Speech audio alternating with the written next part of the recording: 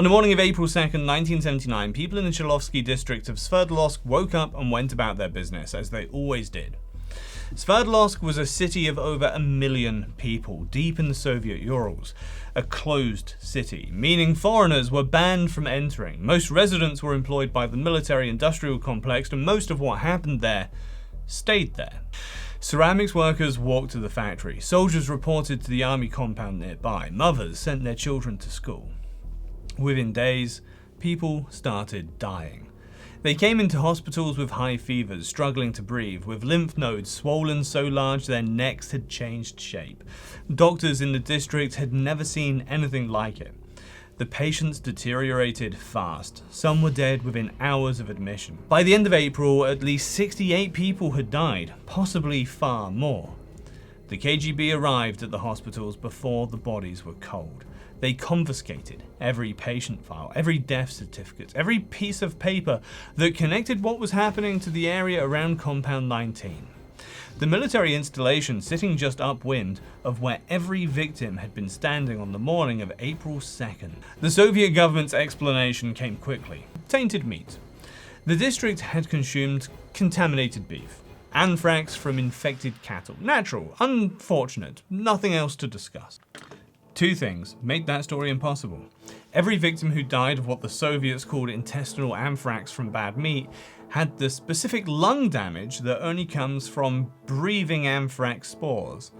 And every single victim, when scientists later mapped their locations on that morning, was positioned in a straight line downwind from Compound 19. The line did not bend. The wind had been blowing southeast. The dead all lived and worked to the southeast. Compound 19 was not a ceramics factory. It was one of the Soviet Union's primary anthrax production facilities, a 4-story building inside a military installation where technicians produced dry anthrax spores in powdered form, suitable for loading into ballistic missiles. The Soviet Union had signed the 1972 Biological Weapons Convention, an international treaty banning the development, production, and stockpiling of biological weapons.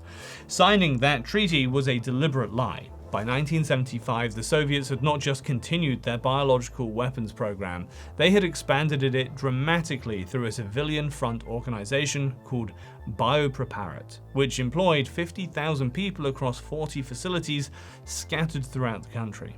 Most of those people had no idea they were working on weapons. They were told they were doing pharmaceutical research, vaccine development, public health work. The facilities looked like hospitals and research institutes from the outside. Inside, scientists were developing weaponized anthrax, weaponized plague, weaponized smallpox, pathogens engineered to be more resistant to antibiotics, more lethal, more stable when dispersed as an aerosol. Biopreparat's stated aim, confirmed by multiple defectors after the Soviet collapse, was to maintain a stockpile capable of killing every human being on Earth several times over. Compound 19 in Sverdlovsk was one of Biopreparat's production centers. The specific anthrax strain produced there was anthrax 836, and it was selected for one reason. It was exceptionally lethal to humans. According to Ken Alibak, who served as first deputy director of Biopreparat before defecting to the United States in 1992, Compound 19 produced tons of the strain annually, ready to be deployed from Soviet SS-18 ballistic missiles targeted at Americans and European cities. On the night of April 1st, 1979, a technician at Compound 19 removed a clogged filter from the exhaust system of the facility's spray dryer, the machine that converted liquid anthrax suspension into the dry powder form used in weapons. He wrote a note saying the filter needed replacement and left his shift. The next shift supervisor didn't see the note. The machine ran through the night with the exhaust filter missing. Anthrax spores poured out of the facility's ventilation system and into the night air above Sverdlovsk.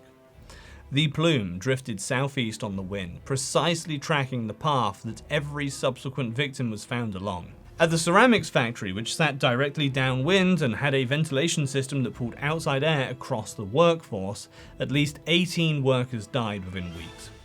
People who had been standing at bus stops, walking to work, drinking their morning tea on their doorsteps in the hours after the release began developing symptoms within days. By the time Soviet authorities sent in KGB officers to confiscate hospital records, they vaccinated around 80% of the district's eligible population with a Soviet anthrax vaccine, without telling anyone why. They sprayed city streets with chlorine solutions, they stripped and replaced topsoil, they cut down trees, they scrubbed every visible surface clean. Every action they took was calibrated to remove physical evidence while leaving behind nothing that confirmed a weapon had been involved. Boris Yeltsin was the Communist Party chief of Sverdlovsk at the time. He said later that the KGB officers came to his office and told him what had happened. He was given a single instruction: say nothing. Investigate nothing. Let the official story stand. In the West, the story leaked out slowly and imperfectly. In October 1979, a small emigre newspaper in West Germany published an account claiming that an explosion at a military installation in Sverdlovsk had killed as many as 1,000 people. The numbers were wrong.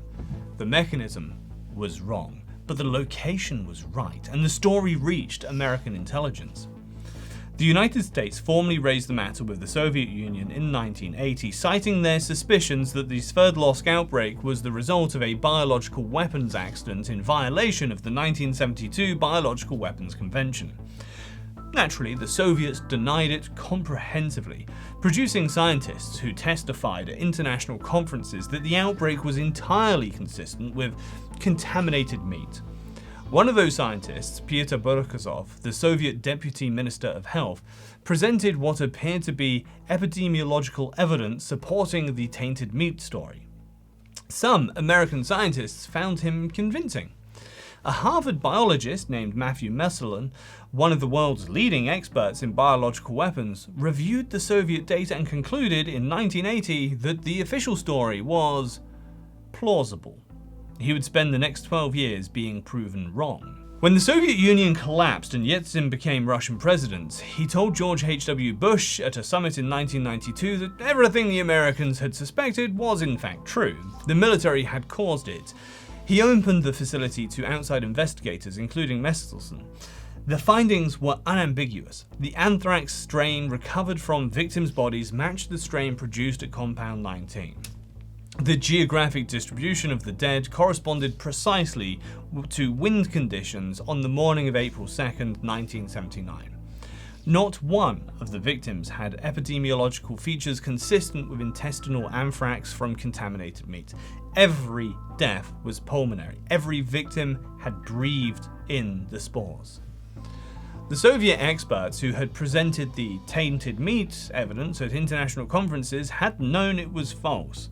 The presentations had been, as one subsequent academic report puts it, a consciously contrived fraud. By the time investigators were allowed inside Compound 19, the facility had been stripped to the walls. There was nothing left to see. What happened in Sverdlovsk did not stop Biopreparat. The program continued secretly for another 13 years. Defectors who left after the Soviet collapse described facilities that even in the 1990s were still producing weaponized versions of plague and smallpox, diseases that had either been eradicated from human populations or existed only in two officially sanctioned repositories, one in Atlanta and one in Moscow. The smallpox strain Biopreparat developed was engineered to resist the vaccine that had eliminated the disease from the planet.